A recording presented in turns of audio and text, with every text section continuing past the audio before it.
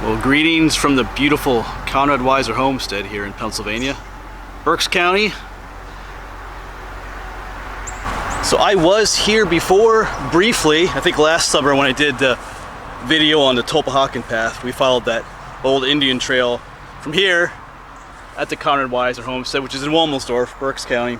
Followed all the way up to its end and up in Sunbury along the Susquehanna River. So we stopped here at the very beginning for just a little bit, and I said we would come back someday, and today's the day. Plus, this fits into our French and Indian War series quite appropriately. Conrad Weiser was heavily involved in that story of the French and Indian War. And it is a beautiful place. A lot of history here. Got a lot of old buildings. A lot of these are from the 1800s, mid 1800s. Some monuments.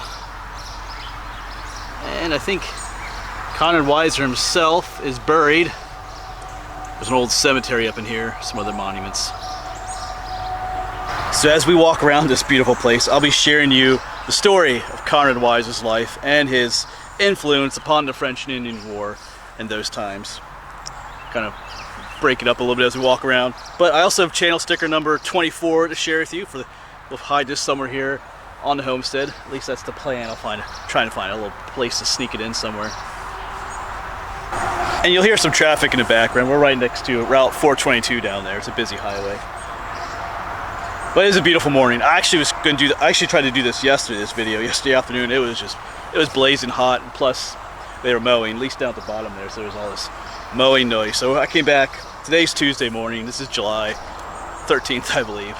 So anyway, let's walk around. These buildings are beautiful, and as we walk around, I'll tell you the story. Conrad Weiser. Yeah, so here is the main house. Now this house was not built by Conrad Weiser himself, and he probably did not live in this house at all. It was built at a later date, probably mid 1800s. I believe there's a sign somewhere where it says that. And it's undergone a number of renovations. And I think even the roof even blew off during a tornado once. Looks like the old, might be the spring house down here. Looks like there's water coming out. Yeah. It's a beautiful, beautiful old home. And they didn't have air conditioning in Conrad's time either.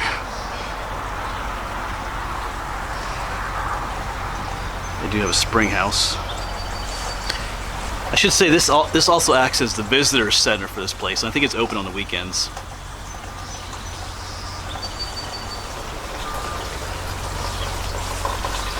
Has some running water. Please do not drink this water. That's kind of cool. It's got pipe as moss on it there.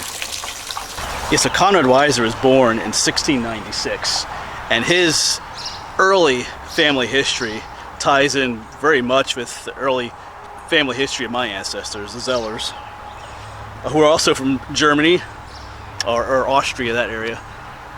But this dates back to a time in Europe where there's a lot of religious wars, a lot of devastation in the land, and there's a group of Germans known as the Palatines, or the Palatines, and they migrated over. They actually went to England first, and then around 1709, 1710, Queen Anne of England sent them over to the Americas. And they arrived on today it's called Governor's Island in New York, but I think back then it was called Newton or Nutten Island. I'll put it down at the bottom there. It was a place where they stopped off, but they brought the people that are coming over. They stopped there first.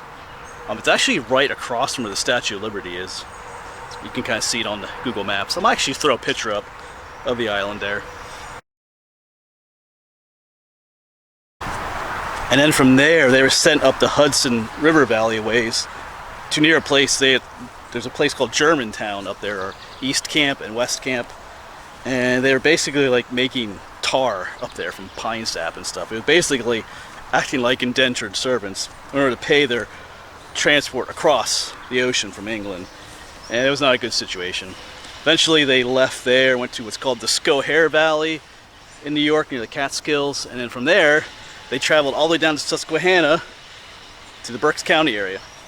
And my ancestors did the same thing in 1710, the Zellers. They came across this 1710 Governor's Island, Hudson Valley, Square Valley, down here.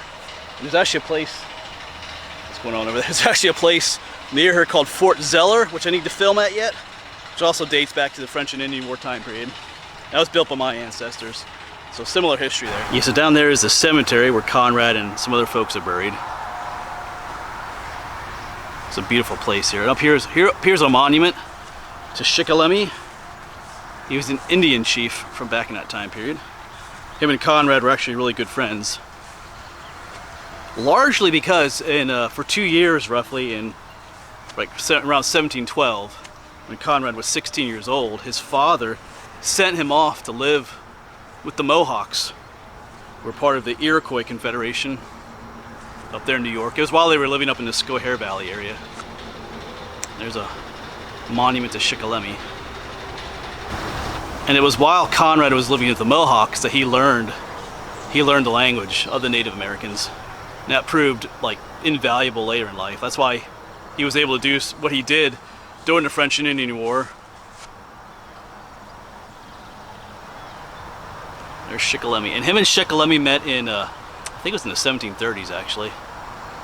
1731, I believe. Yeah, some legends say that Conrad and Shikellamy met in the woods while they were hunting, but more than likely that didn't happen. They did work together in Philadelphia in one of the councils between the Native Americans and the colonists in order to try and smooth out relations a bit. And why was Conrad there? Because he could speak the language. He was one of the settlers, one of the pioneers, and he also spoke the language. So he was an interpreter for the Native Americans. And he continued to fill that role throughout his life. It actually became invaluable to him. So that those several years that his father sent him to live with the Mohawks was actually like super important for his life. Because during the French and Indian War and all these treaties and different things and dealing with Native Americans, he was an interpreter. He was there at all the councils and treaties and stuff. And the Native Americans trusted him too. So there's a pretty cool image there. It was put up in 1927, looks like the plaque says, the Shikellamy boulder.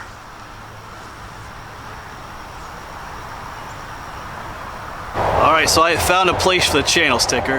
Down that way is the house, and where you park, right, and there's the graveyard too. You come up this way. Here's Chief Shikellamy of the Oneida tribe. And just, there's a flagpole out that way too. Just over here, there's a trash can. Looks like it's been here for a while. But I'm going to stick the channel sticker underneath that trash can. That's where we're going to hide it. Number 24. Yes, if you lift it up, it should be under there. Alright, so we will say farewell to the channel sticker. And we'll wave goodbye to Chief Shikellamy. I kind of like that monument. He's kind of holding his hand up there and greeting. Alright, let's go down to this cemetery. There's one marked tombstone. That's Conrad's, of course. There's a bunch of other field stones, which I'm assuming are other people that are buried there. There's actually a lot of space to this park. Way over there is people have like parties and picnics and stuff here. Weddings even. Although it seems like a little bit noisy for a wedding. We might walk down to the pond in a bit too. It's a beautiful place. So by the time the French and Indian War broke out in 1755, especially in this area, I know it actually officially started technically in 1754 out in western PA. But here in this area, if you remember, October 16th, 1755 was the Penns Creek Massacre. That was the first video I did in this series. And by that time, Weiser was already well known for being very helpful when it came to dealing with the Native Americans, like I said, dealing with the treaties and the councils because he spoke the language as an interpreter. So when the French and Indian War broke out, his services were invaluable during that time. And he was raised to the rank of lieutenant colonel in the militia during that time, and he was also oversaw the building of those forts that we've been talking about in these videos. Yes, that string of forts that we've been talking about and trying to visit, he oversaw those. He was in charge of provisioning those forts and making sure that those forts were manned with men and all that kind of stuff. That was his job during the war. And also, what ended the hostilities in this area in 1758. The war didn't end in 1758, but in 1758 there was the Treaty of Easton, which kind of ended the Native American hostilities in this area, and he was involved greatly in that. Actually, I think in that treaty the Indians agreed to not support the French cause anymore and just to quit hostilities. It only lasted for a little bit because then in like 1762 another war broke out, Pontiac's War, but it is what it is. I mean, it gave some reprieve to the settlers during this time. So here is the memorial to him. It's not his grave marker, but Conrad Weiser, pioneer, soldier, diplomat, magistrate. Oh, that's right, I think he was also a judge at one time. As interpreter and Indian agent, he negotiated every treaty from 1732 until near the close of the French and Indian War. Like the last one he did was 1758. Born in, Astat-Württemberg, Germany, November 2nd, 1696. Died here in Womelsdorf, July 13, 1760. Actually, that says 1780. I think that's wrong. I think it's pretty sure it's 1760. Oh, you know, it is 1760. There's not, it's not connected right there. It almost looked like an 8, 1760. And here's a quote about him from George Washington.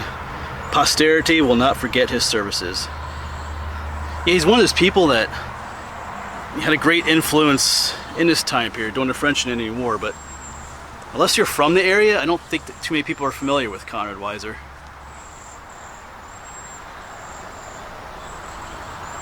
And here's the cemetery. There's a number of field stones out here. I'm not sure if those represent burials, because they're not necessarily lined up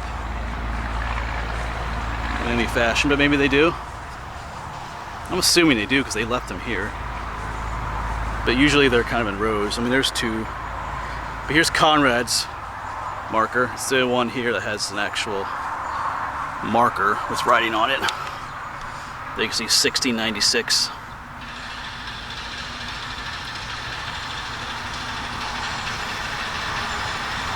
Yeah, next to his grave you got the markers for his military service. Soldier, French and Indian War. It's this one. There's another one here. It's one of those, okay. Yeah, once again, there's his grave. There's his memorial. Of course, Shikellamy was down that way with the channel sticker. Once again, there's the old house. And as we mentioned, Conrad Weiser himself probably did not live in that house. Probably built at a later time, but they came here in 1725. Bought this land, roughly about that time period. So what they would have lived in back then probably looked more like this. Probably an old log house. Not this one. Yeah, I'm not sure what that noise is all going on over there, but we'll deal with it. But yeah, this is much more representative of what he would have lived in at the time, at least when they first moved here, rather than the big beautiful stone house up that way.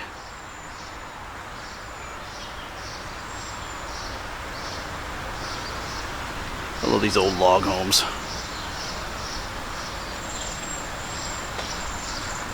So there's that beautiful stone home again. Like I said, this was built in mid 1800s, I believe. The date 1834 sticks in my mind.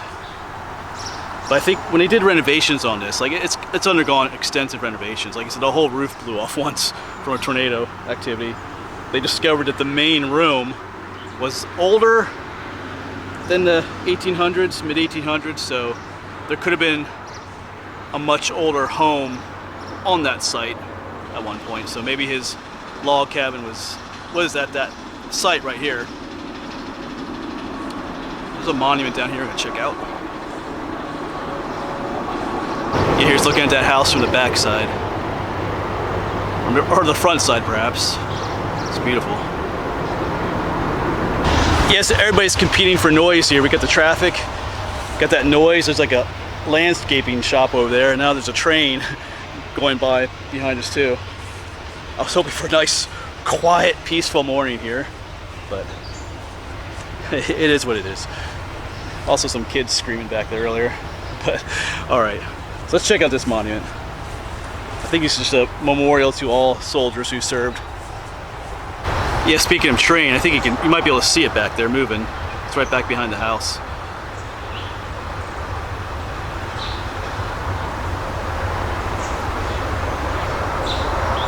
Not sure if it's picking that up at all. Right, but here's that other monument.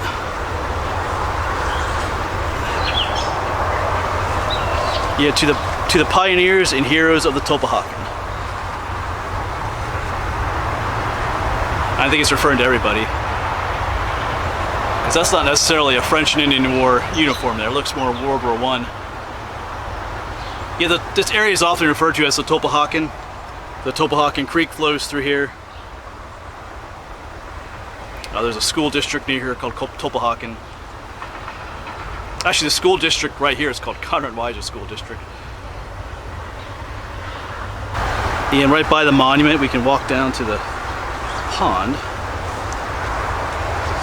Some old stone steps.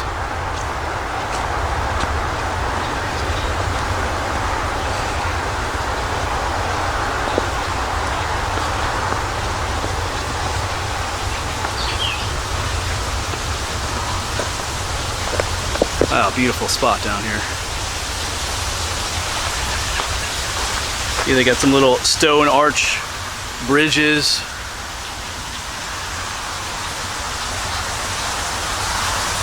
Another one way out there. Yeah, I said earlier that they have weddings here. I don't think they actually have weddings here. I think they do they take wedding pictures here. You know, they have the wedding, you know, at a church or somewhere else, and they come here to take pictures. And as with all figures in history, there's always something controversial or debatable about something they did or didn't do that could have perhaps changed the outcome of the situation that they were in. And Conrad Weiser is not exempt from that. So if you remember, he had spent some time with the Mohawks and learning their language and stuff. They were part of the Iroquois Confederation. You know, a confederation of a number of different Indian tribes, who the Mohawks were one of them. But the Indians that lived down in this area were the Lenape. And they were the ones that were involved in the raids and the massacres along the frontier, and the reason why the chain of forts had to be built. They were the ones that were siding with the French, or one of the tribes that were siding with the French against the British colonists. We're gonna walk back this way. This is really nice under this tree here. That's nice.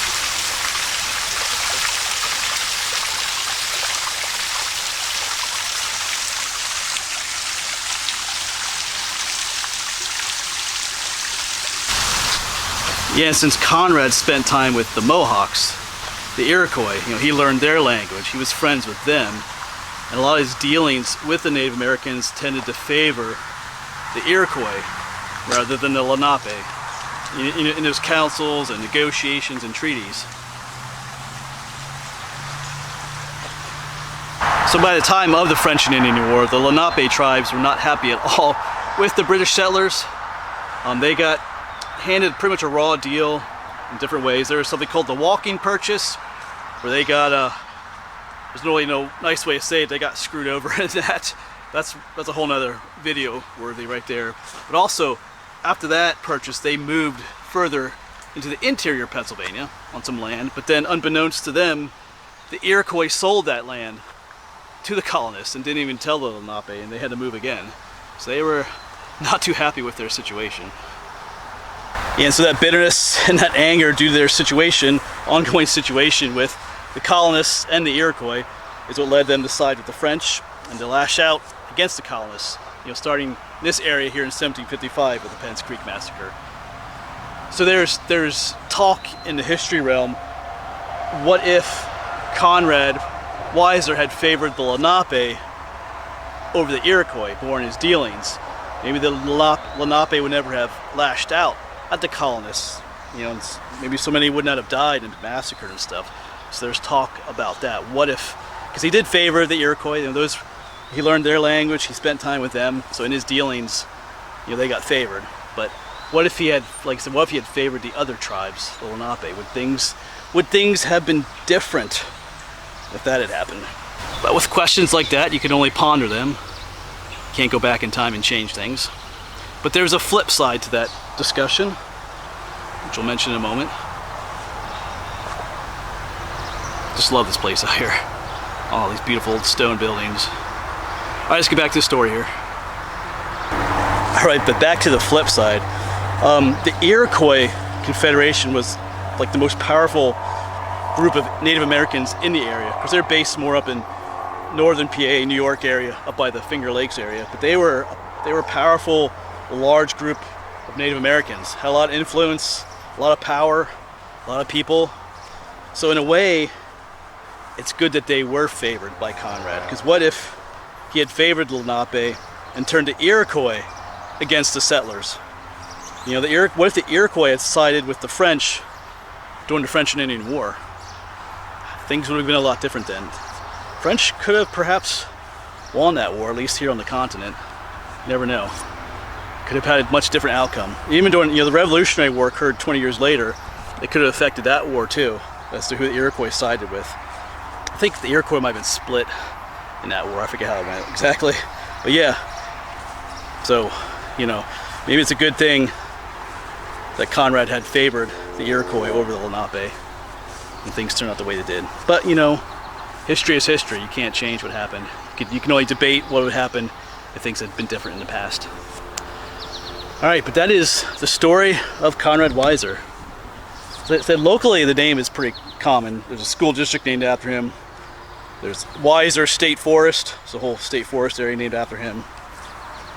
I feel like once you get out of this area, he's not as well known, and perhaps should be. Yeah, just a beautifully expansive space. There's all kinds of room out that way. Down there's the pond. Those stone arches were down there. There's that one monument. All the beautiful buildings.